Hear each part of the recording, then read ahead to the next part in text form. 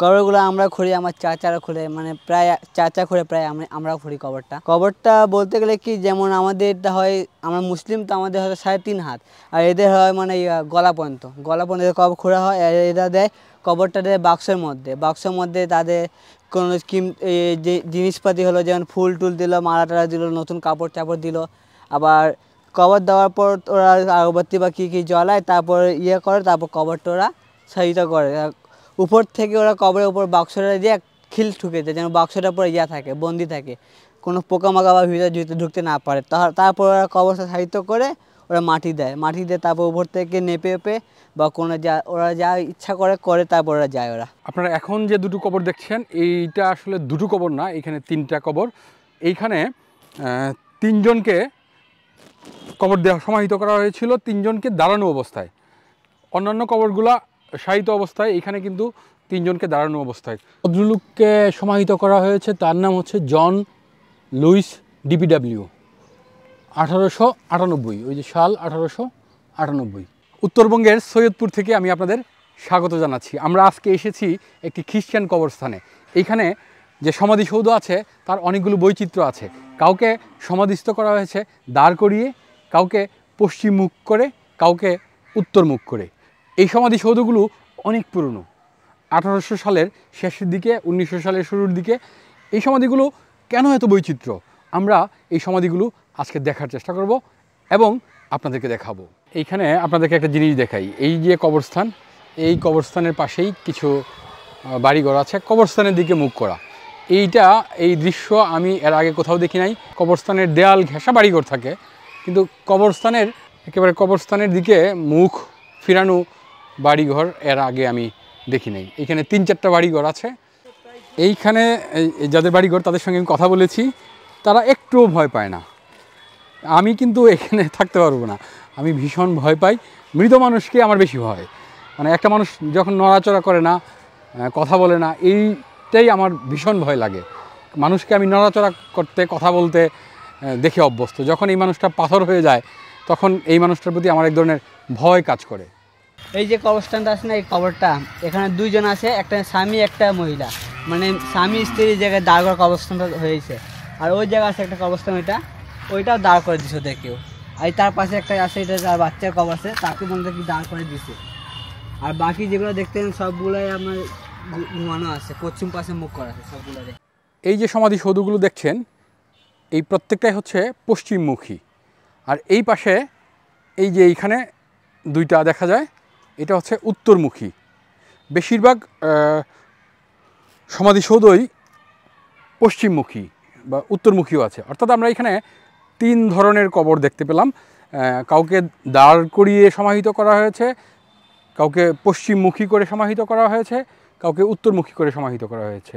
এই কবরটার চেয়ে এই কবরটা অনেক পুরনো, 1880।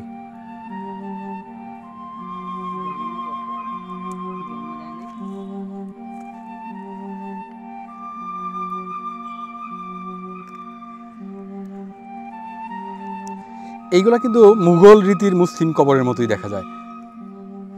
এইখানে এটা যে পাথর ব্যবহার করা হয়েছে, দেখেন পাথর এখনো কত সুন্দর, সাদা পাথর, খুব দামি পাথর। এই সমাধিসৌধর জায়গাগুলোতে বেশিরভাগ সমাধি কিন্তু পশ্চিম দিকে মুখ করা, পূর্ব দিকে পা। কিছু কিছু এক্সেপশন আমরা দেখেছি, যেগুলো উত্তর দিকে মাথা, আবার কাউকে দাঁড় করিয়ে সমাধিস্থ করা হয়েছে। এই এক্সেপশনগুলোর কী কারণ তা আমরা জানি না, যেহেতু খ্রিস্ট ধর্ম সম্পর্কে আমরা কিছুই জানি না। আপনারা যদি জানেন তাহলে কমেন্টে তা জানিয়ে দিন। 1915 সাল, জানুয়ারি 1915, ভায়োলেট ফ্লোরেন্স।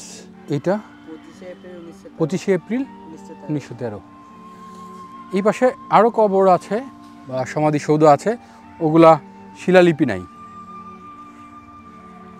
এটার এই শিলালিপির তারিখটা মুছে গিয়েছে। স্যামুয়েল, এই উনাকেও দাঁড় করিয়ে সমাহিত করা হয়েছে। এটা 20-3-23, মানে 20-3-1923। স্যামুয়েল বর্ন 20-3-1906, মারা গেছে 20-2-1923। 1923। ওনাকেও দাঁড় করিয়ে সমাহিত করা হয়েছে। এখানে আমরা এই সমাধিসৌধগুলোর মধ্যে অনেক বৈচিত্র্য দেখতে পাচ্ছি। এই জায়গাটা শুনশান নীরবতা। এই পাশে সব পুরনো সমাধিসৌধ, ওই পাশে কিছু নতুন সমাধিসৌধ আছে। 42 বছরে মারা গেছিল 28 নভেম্বর 1943 সালে। কি চমৎকার করে সমাধিসৌধ নির্মাণ করা হয়েছে। এত বছর হয়ে গেছে, এগুলা এখনো আছে। এটা 1912 সালে মারা গেছেন, 35 বছর বয়সে। খুব অল্প বয়সী মানুষজন মারা যেত। আমরা দেখছি 40, 42, 35, 37 এরকম। এটা 1923। হ্যাঁ, উনি 50 বছর বয়সে মারা গেছিল। কিছু সমাধিসৌধ পাকা করে রেখে দিচ্ছে, এটাতে কিছু করা হয় না। এই যে এইখানে একটা চমৎকার সমাধিসৌধ দেখেন, এইটা সম্ভবত তার স্বামী স্ত্রী হইতে পারে, ভালোবাসার সাইন আছে। কিন্তু শিলালিপিটা 1916। আমরা একটু দেখার চেষ্টা করি।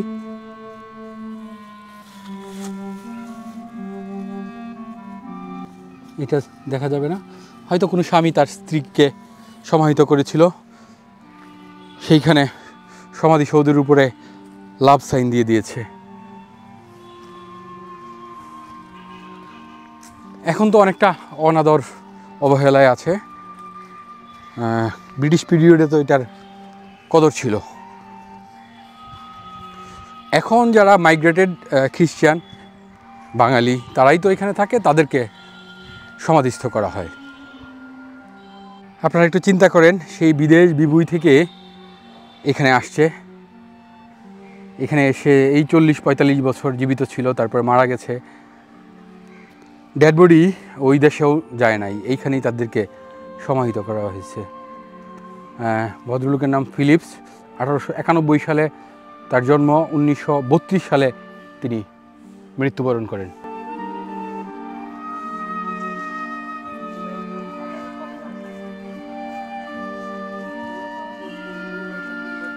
হ্যাঁ, এগুলো নতুন কবরস্থান আমরা দেখতে পাচ্ছি। এইটা একেবারেই নতুন সমাধিসৌধ। এখানে আগরবাতিও জ্বালানো হয়েছে।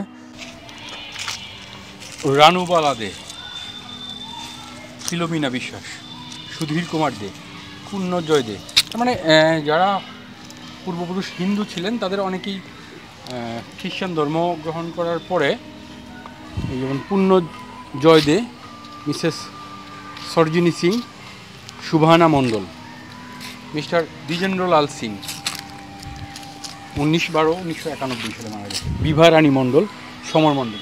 অনেক হিন্দু তখন খ্রিস্টানে কনভার্ট হয়েছে, এই জন্য তাদের এখানে সমাধিস্থ করা হয়েছে। এইটা হচ্ছে একজন ফাদারের সমাধিসৌধ, খুবই সুন্দর। ফাদার 1951 সালে মারা গেছেন। তার মানে পাকিস্তান পিরিয়ডে উনি মারা যান। 1882 সালে উনি জন্মগ্রহণ করেছিলেন। বাংলাদেশে প্রচুর হিন্দু এবং আদিবাসী সম্প্রদায়ের লোকজন খ্রিস্টান ধর্মের দীক্ষা গ্রহণ করেছিল। 19 শতাব্দীর এবং 20 শতাব্দীর পুরোটা জুড়েই ধর্মান্তকরণের এই প্রক্রিয়া চলমান থাকে। ব্রিটিশরা শুধু দেশ দখল করেই আবদ্ধ থাকেনি, তারা খ্রিস্ট ধর্ম প্রচার করতে থাকে। আপনারা এখন যে কবরটি দেখছেন, এইটি 1958 সালে মারা গেছেন ভদ্রলোক, আর এইটি মারা গেছে 1992 সালে, 1952 সালে। বাংলাদেশের সীমান্তবর্তী জেলা, বিশেষ করে পাহাড়ি জনপদে এখনও খ্রিস্টান মিশনারিগুলো তাদের কার্যক্রম পরিচালনা করে। ওখানে ধর্মান্তকরণের প্রক্রিয়াও চলমান আছে। এটা একটা ফাদারের কবর। উনি 19/7/1956 সালে মারা গেছেন। উনি অবশ্য কি 1907 সালে জন্মগ্রহণ করছেন, 56তে মারা গেছেন। এই 40-50 বছর বয়সে বেশিরভাগ লোকজন মারা গেছে। সামনে আরেকটা কবর আমরা দেখতে পাচ্ছি, ওইটাও সুন্দর। নাতালি মানে ভদ্রমহিলা, 1939 সালে মারা গেছেন।